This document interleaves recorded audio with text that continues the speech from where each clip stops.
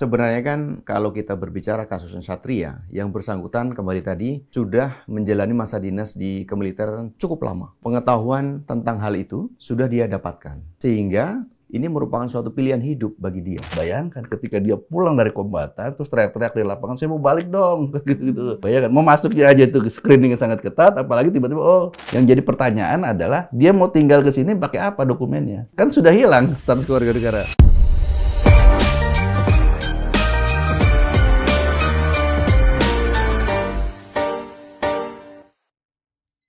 Halo sobat semuanya, senang sekali kita dapat bertemu lagi dalam podcast What's Up, waktunya hukum menyapa. Kita akan bahas satu tema yang ini menyangkut isu yang masih hangat diperbincangkan oleh publik. Ini terkait dengan seorang warga negara Indonesia yang merupakan ex atau mantan prajurit, dan ini terkait juga dengan pilihan hidup nih sobat. Tapi saya tidak sendiri tentunya karena ada dua narasumber kita yang keren-keren sobat. Yang pertama ada Bapak Kepala Dinas Penerangan Angkatan Laut Laksamana Pertama TNI Tunggul. Pak Tunggul, apa kabar? Alhamdulillah baik Mbak, terima kasih. Dan selain itu juga ada Bapak Dirjen Administrasi Hukum Umum Pak Widodo. Selamat pagi, apa kabar Pak Widodo? Alhamdulillah baik Mbak Marcel. Tadi seperti pembukaan saya, Bapak-Bapak ini membahas terkait dengan sosok bernama Satria Arta Kumbara yang juga sedang ramai diperbincangkan. Nah, saya akan mulai dengan Pak Tunggul. Apa yang diketahui terkait dengan rekam jejak dari Satria Arta Kumbara? Terima kasih Mbak Marcel. Pak Dirjen? Ya. Jadi kalau kita berbicara tentang Satria Arta Kumbara ya, berkaitan dengan rekam jejaknya, tentu saja kalau kami dari Angkatan Laut berpatokan mulai dari rentang waktu dia masuk, mendaftar, dan berdinas di Angkatan Laut. Kemudian setelah sekian waktu ada peristiwa atau suatu kejadian yang mengakibatkan Satria ini diproses secara hukum militer. Kemudian sampai dengan batas waktu tertentu, yaitu pada tahun 2022 dia dinyatakan disersi atau meninggalkan tugas, kemudian diputus dijatuhi hukuman militer pada tahun 2023. Nah, semenjak titik inilah sampai dengan sekarang yang bersangkutan ini menjadi bukan lagi prajurit TNI Angkatan Laut, tapi sudah menjadi orang sipil. Demikian, Mbak. Ya. Oke, karena memang tadi yang meninggalkan tugas, tapi artinya kan udah hampir 20 tahun nih Pak, menjadi anggota TNI sebelumnya. Harusnya sudah tahu dong bagaimana aturannya, bagaimana disiplin militer, sudah ada betul. pendidikannya ya? Iya, betul Mbak Marcel. Jadi di dalam pembinaan kami, TNI Angkatan Laut terutama, pemahaman tentang hukum disiplin militer, itu sudah diberikan pelatihan secara periodik. Periodik, berarti terus ditegaskan ya? Betul. Apalagi yang bersangkutan ini kan masa kerjanya sampai dengan dipecat itu kurang lebih 19 tahun. Artinya dia sudah memiliki pemahaman tentang itu. Tentang itu. Mulai dari dia, kita sebutnya yaitu mangkir, yaitu meninggalkan tugas sampai kurun waktu tertentu, kemudian waktu berjalan sampai dia dinyatakan disersi. Disersi pada waktu damai, karena memang kita tidak sedang berperang. Begitu, Marcel. Jadi statusnya sebagai anggota TNI gugur.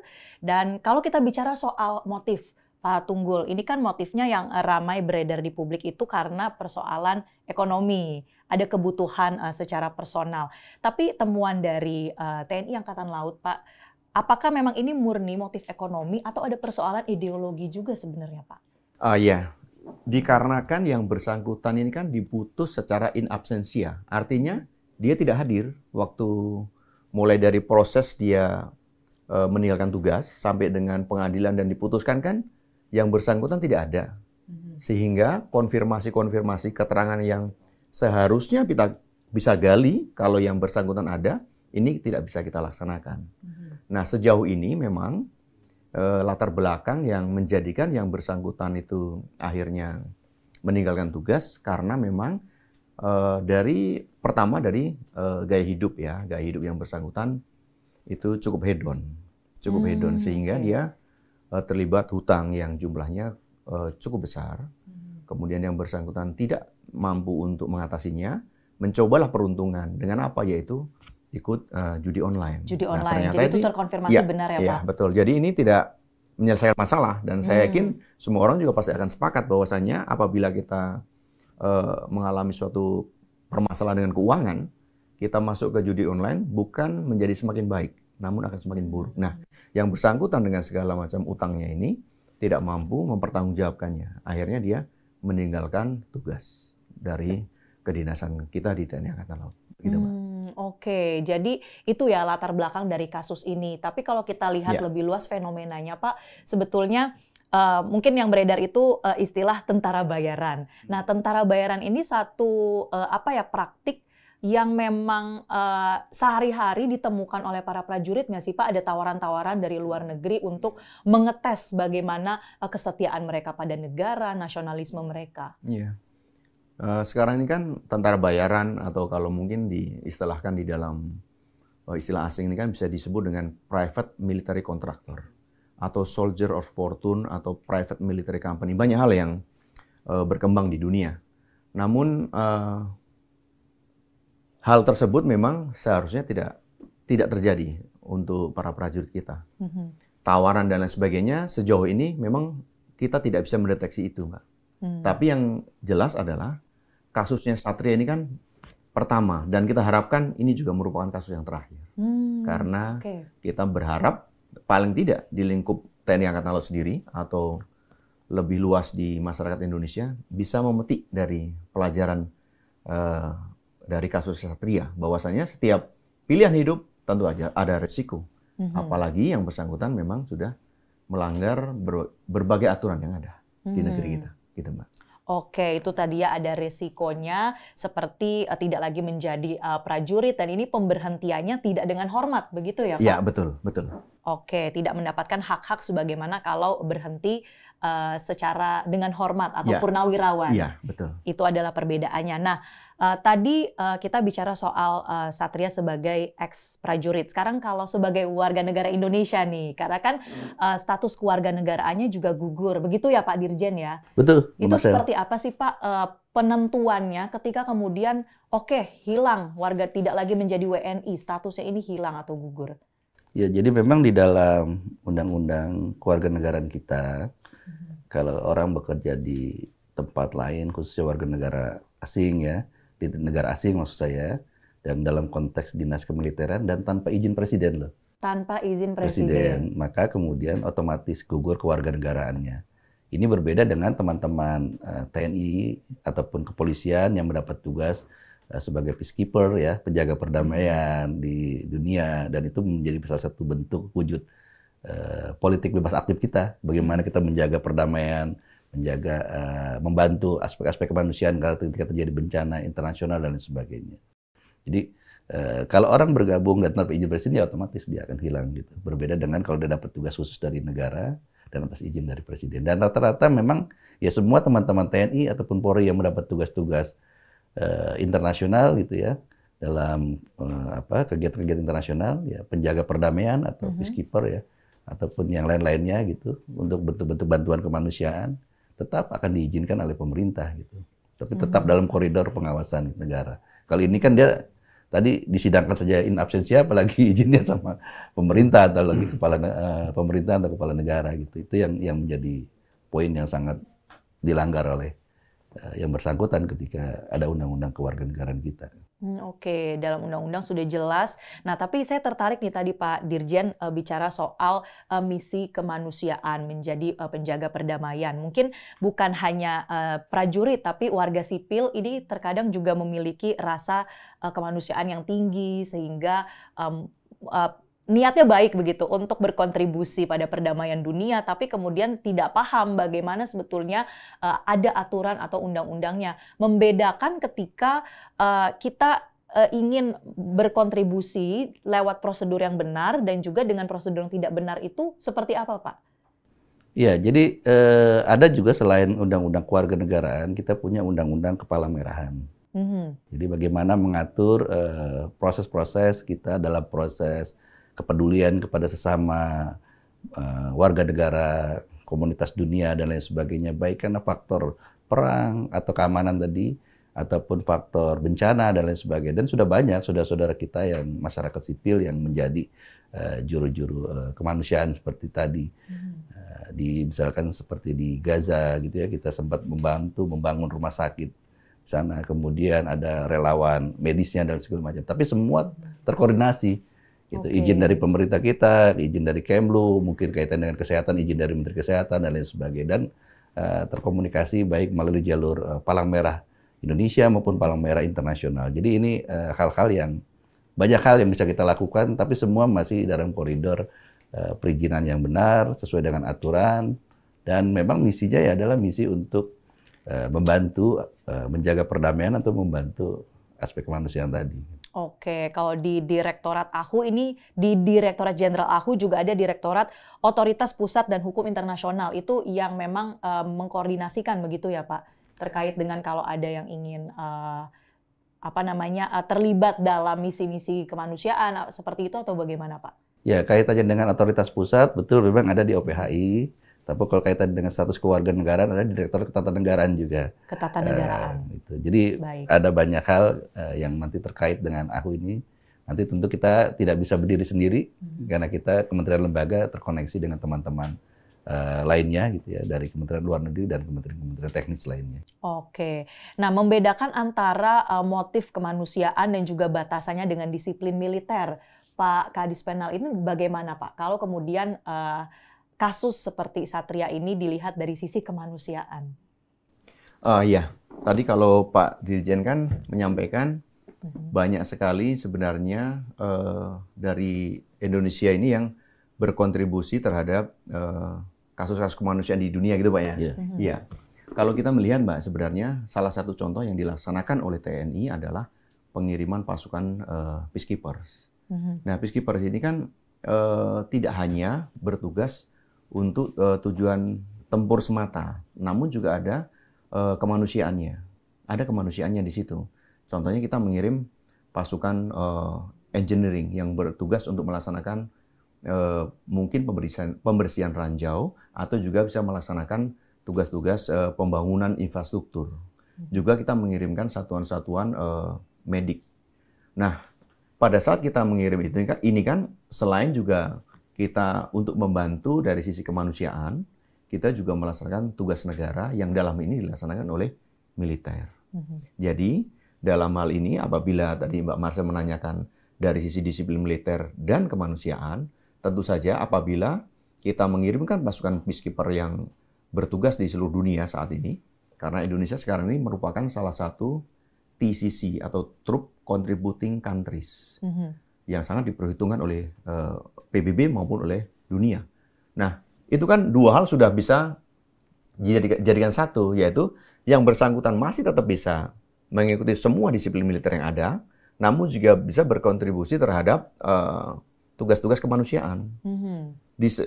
Selain daripada itu juga, kalau kita semua mengingat beberapa bulan yang lalu kita mengirimkan bantuan kemanusiaan ke Gaza dengan mengirimkan, kalau Angkatan Laut mengirimkan satu kapal perang ke sana dengan membawa segala bantuan, ini kan juga dilaksanakan oleh militer yang mengemban fungsi kemanusiaan. Jadi dua hal ini bisa berjalan seiring sejalan sebenarnya, tanpa kita harus melanggar aturan yang ada, begitu Mbak. Oke. Tanpa harus melanggar aturan ya. Nah, kita juga akan dengarkan Bapak-Bapak terkait dengan pernyataan dari Menteri Hukum Bapak Supratman Andi Aktas terkait dengan kasus dari Satria Artakumbara ini. Kita putarkan dan simak selengkapnya berikut ini. Kita tidak pernah menerima permohonan yang bersangkutan untuk melepaskan kewarganegaraannya. Yang bisa saya sampaikan kepada teman-teman, bahwa berdasarkan Undang-Undang Kewarganegaraan, siapapun warga negara Indonesia yang terlibat sebagai prajurit perang di negara lain tanpa izin presiden, otomatis kewarganegaraannya hilang. Itu bukan kata saya, kata undang-undang begitu. Nah, berbicara soal mekanisme bagaimana seseorang mendapatkan kewarganegaraan atau kehilangan kewarganegaraannya, seperti apa sih Pak Dirjen? Ya, jadi Ada banyak hal yang diatur di dalam Undang-Undang Kewarganegaraan kita tentang tata cara untuk mendapatkan kewarganegaraan Indonesia ataupun pelepasan kewarganegaraan Indonesia. Ada karena faktor keinginan permohonan yang bersangkutan ketika yang bersangkutan tinggal berturut-turut, ya misalkan 5 tahun berturut-turut atau mungkin 10 tahun, tapi selang-seling gitu ya. Itu juga diatur dalam Undang-Undang Kewarganegaraan kita. Termasuk juga tata cara bagaimana kita misalkan keluar dari warga negara Indonesia. Kenapa? Karena konstitusi kita memberikan jaminan setiap orang berhak untuk menetapkan status kewarganegaraannya, memilih gitu ya. Jadi ini salah satu hal yang dijamin oleh konstitusi kita. Tetapi walaupun dia bisa in out dari warga negara Indonesia, semua ada aturannya. Ini negara hukum, semua harus nggak seenaknya saja. Lock in lock out ya, Pak? Ya, lock in lock out-nya suka-suka aja gitu. Jadi ini yang tetap dijaga oleh pemerintah tentu selaku penyelenggara pemerintahan ya, dan kita berharap supaya baik pemerintah maupun setiap warga negara juga menaati aturan hal tersebut. Oke, kita juga tampilkan nih Pak ada grafis terkait dengan alur proses permohonan kehilangan kewarganegaraan. Secara sederhananya mungkin Pak boleh dijelaskan apa yang proses yang ditunjukkan dalam grafis ini? Iya, kalau dari sini kan ini alur yang sifatnya normatif dan prosedural teknis ya. Bagaimana ketika seseorang mengajukan permohonan itu mengajukan permohonannya melalui aplikasi kewarganegaraan yang ada di sistem AHU online. Nah, ini diajukan dan kemudian mengisi berbagai data-data teknis yang diperlukan. Kemudian ada PNBP yang harus dibayarkan, serta mengunggah ya berbagai dokumen-dokumen persyaratan yang diperlukan. Nanti Direktorat Jenderal AHU akan memeriksa bagaimana verifikasi data itu lengkap atau tidak gitu ya. Ini termasuk misalkan ketika orang ini ingin menjadi warga negara Indonesia gitu misalkan. Tapi kalau misalkan kehilangan juga, dalam konteks ini kan konteks kehilangan ya. Nah, kalau kita lihat dalam kasus posisi kepada saudara Satria Merzhabur, kan bagaimana dia mau ngisi ini, orang dia juga posisinya ada di wilayah kombatan. Di luar Indonesia begitu. Kecuali ya? Dia hanya update statusnya aja dan itu bisa dilihat oleh warga. Oleh warga. Nah, jadi ketika hilang dan ini tidak ada prosedurnya ya tentu menjadi hal gitu. Dan kalau dari kajian kita juga dari aspek Undang-Undang Kewarganegaraan kita, kemungkinan yang bersangkutan kalaupun mau menjadi warga negara Indonesia lagi, dia harus melewati masa proses naturalisasi murni. Tidak semudah itu Nggak Ferguson semudah, dia harus 5 tahun berturut-turut tinggal di Indonesia, coba bayangkan. Dan yang kedua atau 10 tahun selang-seling. Yang jadi pertanyaan adalah dia mau tinggal ke sini pakai apa dokumennya? Kan sudah hilang status kewarganegaraan. Paspor dari negara pasti sudah diambil, dicabut. Tidak punya begitu ya. Makanya jalan satu-satunya dia harus mengajukan kewarganegaraan dari tempat tinggal di mana dia mengabdi. Ketika dia mengabdi ke salah satu negara menjadi kombatan di sana, dia akan menjadi warga negara sana. Kalau tidak, itulah yang menjadi pertanyaan dia, apakah warga negara asing tersebut atau stateless jangan-jangan. Stateless. Iya. Oke, ini saya mendengar itu kalau kewarganegaraan kan suatu hak yang begitu mendasar sebetulnya ya Pak. Artinya ketika menjadi stateless ini risiko yang begitu berat. Nah, Pak Tunggul mungkin ingin menanggapi Pak terkait dengan risiko-risiko dari pilihan yang ya bisa dikatakan ceroboh begitu sampai kemudian stateless dari seorang mantan prajurit Pak. Sebenarnya kan kalau kita berbicara kasus Satria, yang bersangkutan kembali tadi sudah menjalani masa dinas di kemiliteran cukup lama. Pengetahuan tentang hal itu sudah dia dapatkan. Sehingga ini merupakan suatu pilihan hidup bagi dia. Udah tahu resikonya akan sejauh ini, akan susah pulang ke Indonesia. Tentu saja kan setiap pilihan yang kita ambil ada risiko, baik risiko positif maupun risiko negatifnya. Risiko negatifnya seperti yang tadi disampaikan oleh Pak Dirjen, dia secara otomatis kehilangan kewarganegaraannya karena bergabung dengan militer asing tanpa izin presiden. Dan saya yakin tuh yang bersangkutan sudah tahu. Sudah tahu. Itu suatu risiko yang harus dia ambil. Begitu, Pak. Baik, nah pertanyaan selanjutnya, kalau kemudian ini kan lagi proses begitu ya, yang bersangkutan memberikan permohonan walaupun via media sosial, begitu. Nah, kalau kemudian katakanlah ia nekat begitu kembali ke Indonesia, nah apakah harus menjalani prosedur-prosedur misalnya menjalani hukuman terlebih dahulu begitu Pak, yang sebelumnya diputuskan oleh militer atau seperti apa Pak? Oh iya. Karena yang bersangkutan pada saat dijatuhi hukuman adalah dijatuhi secara in absentia. Dalam artian yang bersangkutan nggak hadir. Nggak hadir. Di situ ada penjatuhan hukuman pokok dan tambahan. Pokoknya adalah dia dipenjara selama 1 tahun. Kemudian dengan hukuman tambahan yaitu berupa diberhentikan dari dinas militer aktif. Artinya apa? Dia belum menjalani hukuman, Mbak. Belum menjalani hukuman. Kalau kita tadi berandai-andai ya, kalau dia bisa dapat kembali kewarganegaraan sebagai warga negara Indonesia, tentu saja dia masih harus menjalani proses hukuman penjara selama 1 tahun. Oke, konsekuensi hukum tetap berlaku ya. Iya, betul. Apalagi sebelumnya juga di media sosial, kita kan tahunya kan endingnya saja. Di media sosial beliau menghina tentang status negara kita. Sebelum ada video permohonan maaf itu ya, Pak ya. Betul. Jadi ini juga menjadi pelajaran bagaimana ya nggak bisa seenaknya aja gitu dia itu. Jadi saya rasa perbuatan dia tidak mencerminkan namanya dia gitu. Seorang satria gitu. Seorang satria itu kan harus berani menghadapi segala sesuatu kan, ketika menjadi seorang dinas tentara di Indonesia, TNI militer kan luar biasa TNI itu. Itu betul, mungkin orang tuanya berharap dia menjadi seorang prajurit yang baik, tapi ternyata perilaku ya kita berharap ke depan dia bisa memperbaiki dirinya gitu. Ya, suatu pembelajaran yang berharga begitu ya Bapak-bapak. Nah, kita akan bahas juga soal bagaimana dunia ini kan sekarang semakin borderless begitu ya Pak. Tidak batasan-batasan tuh semakin tipis. Kemudian juga ada konsep global citizenship, menjadi warga negara, warga dunia. Nah, di tengah fenomena ini, saya ingin minta tanggapan dari Pak Tunggul, bagaimana tetap menanamkan patriotisme, cinta tanah air kepada para prajurit, Pak. Karena kan ini, walaupun sebelumnya belum ada kasus seperti ini, tapi ini menjadi suatu preseden ke depannya. Ini bagaimana Pak melihat tantangan ke depannya? Ya, sebenarnya pada saat kita berbicara tentang negara, Mbak ya, kita ini kan oleh Tuhan sudah ditakdirkan menjadi orang Indonesia. Kita tidak minta, kita nggak milih. Tapi suatu given kan gitu ya, suatu given. Kemudian kita lahir, besar, kemudian hidup dengan segala macam potensi yang ada di Indonesia. Kan ini harus kita syukuri, kita harus tunjukkan rasa syukur kita tuh dengan cara berprestasi. Terserah mau mengambil profesi sebagai apa. Nah, berkaitan dengan seorang prajurit, begitu seseorang warga negara Indonesia bergabung kepada prajurit, dalam hal ini adalah Tentara Nasional Indonesia, itu sudah disumpah untuk setia kepada Negara Kesatuan Republik Indonesia. Sumpah itu mengikat. Kepada siapa? Yaitu kepada prajurit. Artinya apa? Selagi dia masih tercatat aktif sebagai seorang prajurit TNI, maka sumpah itu mengikat. Untuk itulah ada suatu hukum yang untuk meyakinkan seorang prajurit itu mematuhi sumpahnya itu, yaitu dengan hukum disiplin militer. Makanya terikat kan gitu.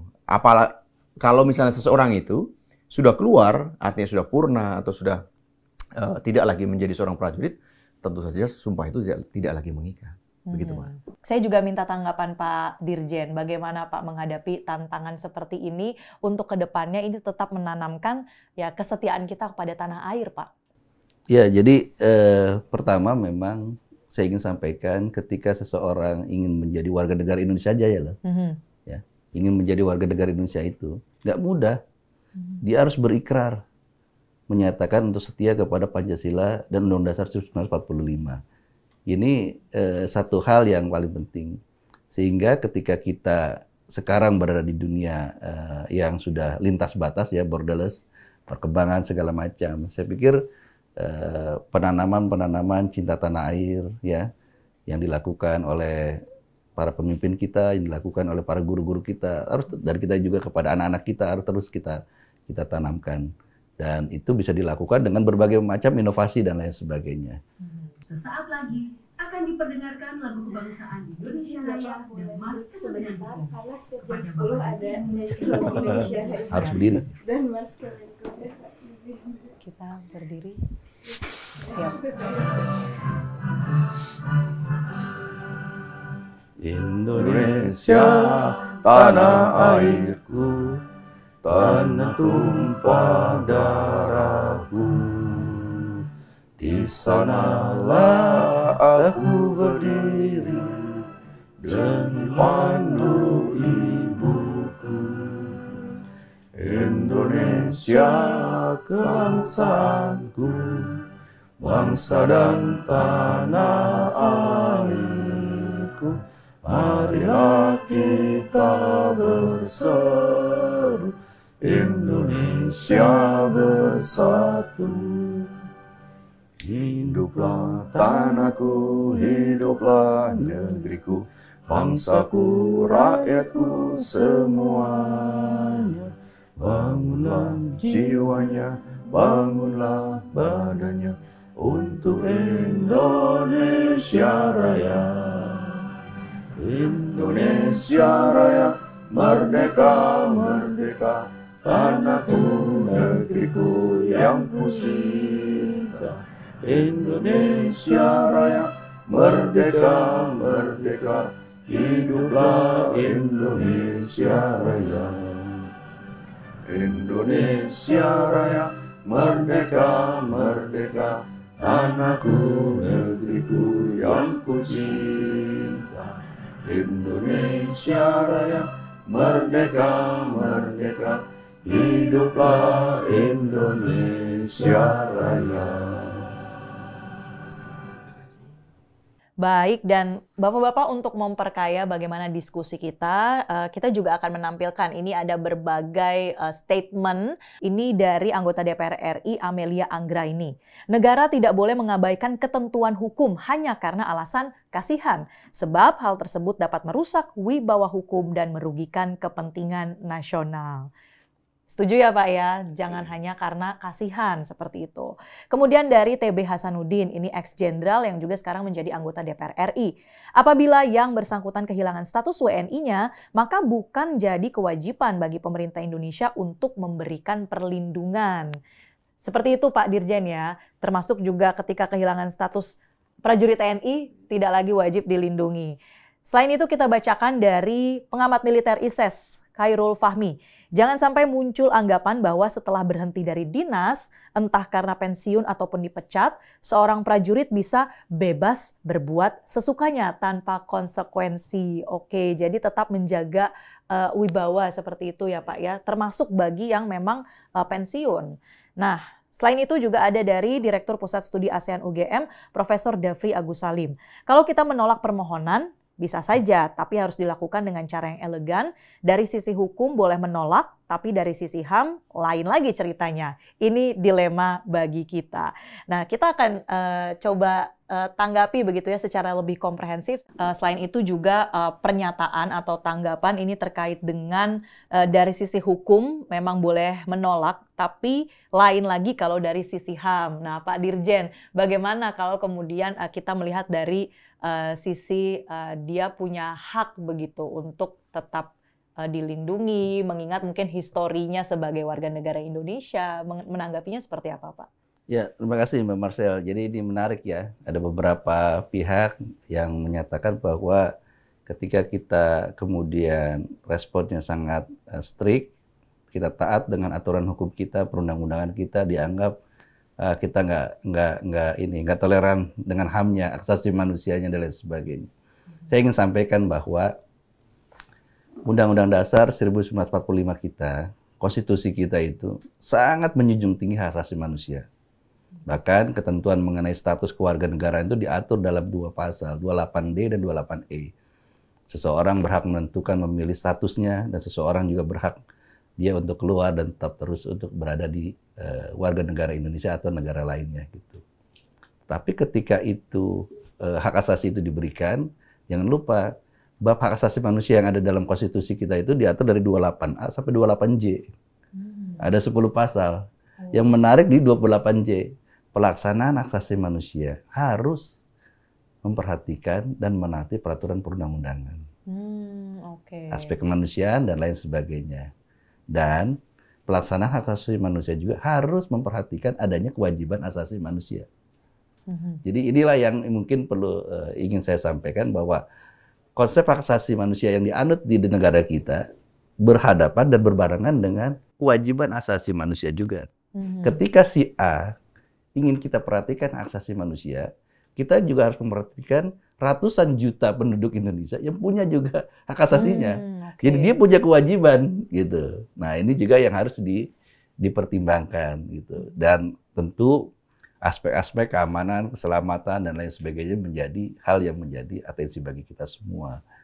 Ketika seseorang itu bergabung untuk menjadi pekerja di perusahaan asing, baik itu BUMN-nya negara asing atau enggak, kita tidak terlalu mempersoalkan. Tapi ketika dia gabung ke sebuah negara dan jelas-jelas menjadi kombatan gitu ya, bahkan dia mengupload statusnya sedang di medan tempur yang kita tahu sedang berhadapan-hadapan negara itu, padahal politik luar negeri kita kan bebas aktif. Kita tidak memilih A, memilih B.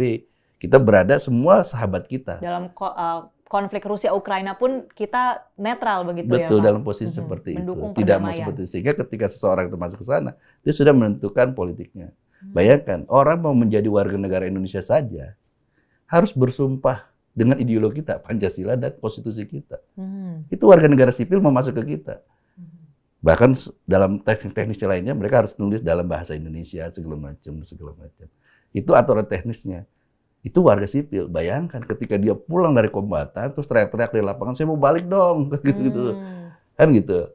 Bayangkan, mau masuknya aja itu screening yang sangat ketat, apalagi tiba-tiba, oh, kalau kemudian kami mau diselesaikan bergabung lagi dengan teman-teman TNI, nanti dulu. TNI punya Sabta Marga segala macam. Ini nggak sembarangan ini bukan lagi, ya mungkin ada aspek tadi ekonominya, dia kepentingan, tapi kan ketika dia sudah berada di medan tempur, banyak paham dan lain sebagainya harus dia taati. Dan ketika dia jadi kombatan kan dia bilang, saya tidak tahu dan tidak sadar, dia serahkan kontrak dan segala macam. Masa dia nggak dikasih tahu sih? Pasti dia kan tahu, sadar menandatangani itu. Dan ketika kontrak itu berarti dia harus menahani dari sebuah aturan teknis dinas militer asing, dan pasti ada ideologi di situ yang ditanamkan. Kan dia harus membela itu. Dan ketika dia mau comeback lagi ke kita punya ideologi sendiri. Ideologi kita Pancasila dan konstitusi kita Undang-Undang 45 yang sangat kita jaga dan kita junjung tinggi. Iya, dan melaksanakan HAM itu juga dengan memperhatikan hak asasi Yes, lainnya itu yang taat ingin pada menjadi catatan hukum. saya. HAM itu nggak bisa sembarangan dikatakan HAM, tapi harus tetap ikut dengan aturan perundang-undangan kita dan ideologi kita. Ya, walaupun kasus ini tadi Pak Tunggul katakan ini menjadi suatu kasus yang unik atau baru terjadi di Indonesia, tapi sebetulnya ini bukan hanya terjadi di Indonesia, Bapak-bapak, karena ya mungkin yang serupa begitu ya pernah terjadi terhadap seorang mantan anggota kepolisian di Brazil. Ia namanya adalah Rafael Luz Vargi, bergabung menjadi tentara bayaran di Prancis, pemirsa. Kemudian ia bergabung juga dengan milisi separatis pro-Rusia. Dan kemudian terlibat dalam konflik Donbas, Ukraina, antara Rusia dan Ukraina. Tapi kemudian hasilnya atau akhirnya ia dihukum oleh Ukraina, ditetapkan sebagai anggota teroris, dipenjara dan juga, nah ini yang menarik, dikembalikan ke Brazil, tapi kemudian dihukum karena kepemilikan amunisi. Nah ini salah satu contoh, mungkin kedepannya bisa menjadi studi kasus juga begitu ya Bapak-bapak. Tapi kalau kita melihat ternyata ini satu ya bisa dikatakan ancaman begitu ya bagi terutama dalam konteks militer. Nah pesan dari Pak Tunggul menanggapi ada ini bukan suatu kasus yang unik, bukan hanya di Indonesia tapi di luar juga terjadi, bagaimana Pak? Ya. Pada saat terjadi perang ya yang melibatkan katakan dua negara, maka di situ akan berlaku yang disebut dengan hukum humaniter atau hukum perang yang diberlakukan kepada siapa? Yaitu kepada militer reguler suatu negara. Militer reguler suatu negara. Kalau di dalam kasusnya Rusia dan Ukraina ya yang tercatat sebagai pasukan regulernya Rusia itu tentara resmi dari Rusia. Begitu juga dari sebaliknya. Apabila ada tadi yang dari Mbak Marsha sebutkan orang Brasil yang bergabung ke dalam suatu milisi yang pro-Rusia, maka dia sebenarnya kemungkinan besar tidak tercatat sebagai pasukan regulernya Rusia. Sehingga pada saat tertangkap oleh Ukraina, maka baginya tidak diberlakukan hukum humaniter, tapi diberlakukan hukum dalam negara tersebut, yaitu Ukraina, dianggap sebagai penjahat biasa. Maka diberlakukan di penjara dan lain sebagainya. Karena memang pemberlakuannya antara seseorang yang tergabung dalam militer resmi, itu akan diberlakukan hukum humaniter, Sementara yang tidak tergabung karena mungkin dianggap sebagai suatu tentara bayaran, contohnya seperti kalau di Rusia ya Wagner dan lain sebagainya itu, maka dia apabila tertangkap, dia dijatuhi hukuman sesuai dengan kesalahan yang dia perbuat di negara itu. Kalau misalnya katakan tadi disebutkan kepemilikan amunisi atau mungkin lebih jauh terlibat aksi dalam suatu perang, tentu saja dalam perang ada terjadi pembunuhan tentu saja gitu kan. Nah, itu hukuman itu akan diberlakukan kepada dia, tapi bukan sekali lagi bukan hukum humaniter atau bukan hukum perang bagi dia. Yang mana itu lebih berat begitu, Pak? Iya, betul. Oke. Karena dia tidak mewakili negara sebenarnya. Oke. Kira-kira apa yang ingin disampaikan oleh baik Pak Dirjen atau Pak Kadis Penal secara spesifik kepada Satria Arta Kumbara? Silakan dari Pak Dirjen Ahu terlebih dahulu. Terima kasih, Mbak Marcel. Jadi ini salah satu hal pelajaran bagi kita semua ya, baik sebagai warga negara, baik pemerintah, juga teman-teman dari prajurit TNI gitu ya. Kita ini ya tentu harus mensyukuri apapun yang ada di negara kita, yang kita dapatkan dari sini kan gitu. Ya saya dengar dari teman-teman yang menekuni anggaran juga sesungguhnya ya kesejahteraan TNI untuk saat ini juga sudah cukup gitu ya. Dan juga jauh lebih baik dibandingkan kalau teman-teman prajurit yang lalu juga mengatakan demikian. Artinya perkembangan sekarang yang ada, dinamika yang ada sekarang ya tentu faktor gaya hidup ya, faktor perilaku ini juga menjadi catatan bagi kita semua.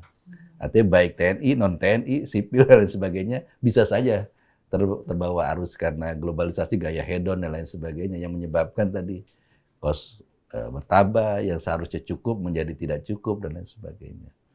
Tapi yang paling penting adalah bahwa ketika semua sudah mulai terjadi mobilitas yang cukup masif, ya tentunya kita harus hati-hati juga gitu, dalam menerima pekerjaan, dalam menerima profesi tertentu yang harus tetap mengikuti aturan-aturan perundang-undangan yang ada. Dan sangat disayangkan kan ketika dia tadinya niatnya ingin menutupi beban ekonomi yang ada, dia mencari itu dengan taruhan nyawa gitu ya. Nah, itu yang menjadi pelajaran kita. Dan akhirnya sekarang dia menyesal bahwa ternyata salah satu penyesalan dia adalah mempersoalkan juga tentang pendapatan yang dia dapatkan. Tidak sebanding dengan taruhan nyawanya. Baik. Gitu. Jadi ini menjadi pelajaran kita bersama gitu. Harus benar-benar hati-hati, tapi ingat bahwa setiap tindakan yang kita lakukan ada pertanggungjawabannya. Ya. Gitu. Jadi ketika dia memilih ya hal yang harus dia lakukan itu ya tentu dia harus bertanggung jawab atas risiko dan konsekuensi yang dia dapatkan gitu ya, termasuk diantaranya kehilangan status kewarganegaraannya. Nah, ini yang menjadi pelajaran kita bersama. Saya pikir itu, Mbak Marcel. Baik. Pak Kadis Penal, silakan Pak. Iya, Mbak. Jadi saat ini ya Mbak ya, TNI Angkatan Laut itu personelnya kurang lebih ada 74.000. Satria ini 1 orang. 1 dari 74.000 itu ketemunya menurut saya hanya 0,001 sekian persen. Jadi apa yang dilakukan oleh Satria yang merupakan pecatan dari prajurit TNI Angkatan Laut ini tidak menggambarkan sama sekali patriotisme seluruh prajurit TNI Angkatan Laut. Kemudian yang disampaikan oleh Pak Dirjen Ahu tadi benar, bahwasanya prajurit TNI itu sekarang ini sudah yang pertama well trained, dilatih dengan baik. Yang kedua well equipped, dilengkapi dengan baik. Dan yang ketiga Pak, sudah well paid, yaitu digaji dengan baik. Jadi ini bukan isu soal kesejahteraan prajurit sebenarnya Pak? Kalau ya, saya sependapat, ini bukan merupakan isu tentang kesejahteraan prajurit, bukan. Tetapi merupakan perilaku pribadi yang akhirnya membawa risiko baik bagi dia sendiri maupun masyarakat umum. Nah, dalam kesempatan ini, Mbak, tentu saja saya ingin menyampaikan, mengutip salah satu pesan yang disampaikan oleh Jenderal Besar Sudirman, yang merupakan bapak dari Tentara Nasional Indonesia. Beliau menyampaikan, ini penting buat saya, buat seluruh prajurit TNI Angkatan Laut, TNI, maupun untuk mengingatkan kepada seluruh warga negara Indonesia. Beliau menyampaikan bahwasanya prajurit Indonesia bukan prajurit sewaan. Bukan juga prajurit yang menjual tenaganya karena hendak merebut sesuap nasi. Dan bukan pula prajurit yang mudah dibelokkan haluannya karena tipu dan nafsu kebendaan. Tetapi merupakan prajurit Indonesia adalah dia yang masuk ke dalam tentara karena keinsafan jiwanya atas panggilan Ibu Pertiwi dengan setia membaktikan raga dan jiwanya bagi keluhuran bangsa dan negara. Gitu, Pak. Terima kasih. Wow, saya merinding loh Pak dengar pesan dari Jenderal Besar Sudirman ya yang dibacakan tadi, luar biasa Bapak. Nah, oke, sebelum kita menutup podcast kita, Bapak-bapak, kita akan membacakan nih ada polling di mana followers dari Kementerian Hukum ini netizen sudah memberikan tanggapan mereka. Kita buka ada 2 pertanyaan ya di media sosial. Ini yang pertama, pertanyaannya, menurut kamu apa motivasi seseorang seperti Satria ikut perang di luar negeri? Ini ada 4 pilihan dan yang paling banyak ternyata adalah karena desakan ekonomi. Oke, ada 58% nih Pak yang memang melihat motif ekonomi ini jadi yang terbesar. Dan kemudian juga yang mungkin cukup besar itu 17% eksistensi dan juga pembuktian diri, lalu idealisme dan panggilan nurani, dan ingin karir baru sebagai tentara bayaran. Tapi lagi-lagi sudah ditegaskan tadi ya bagaimana prinsip menjadi seorang prajurit. Oke. Kemudian pertanyaan yang kedua, kita lihat pertanyaannya, kalau kamu punya teman yang jadi relawan perang di luar negeri, kamu akan, nah yang paling banyak ini akan khawatir karena berbahaya dan bisa nggak jadi WNI lagi. Kurang lebih terbukti begitu ya Pak, dalam kasus ini tidak lagi menjadi warga negara Indonesia. Tapi yang keren itu.